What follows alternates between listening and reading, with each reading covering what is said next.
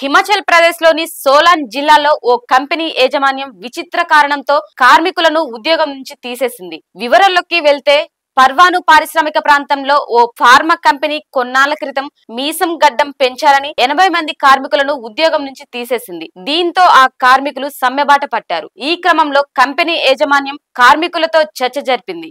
గడ్డం మీసం తీసేస్తేనే విధుల్లోకి తీసుకుంటామని షరతు పెట్టింది. కార్మికులు తొలుత ఆ షరతు అంగీకరించలేదు. తర్వాత యాజమాన్యం షరతుకు అంగీకరించి గడ్డం మీసం తీసేశారు. అయినా వారిని ఆ కంపెనీ విధుల్లోకి తీసుకోలేదు.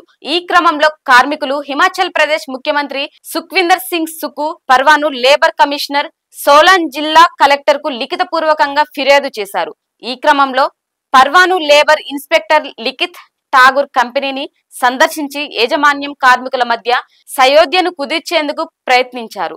ఉద్యోగుల తొలగింపు ఘటన నిజమని తేలితే కంపెనీపై నిబంధనల ప్రకారం చర్యలు తీసుకుంటామని కలెక్టర్ మన్మోహన్ శర్మ స్పష్టం చేశారు.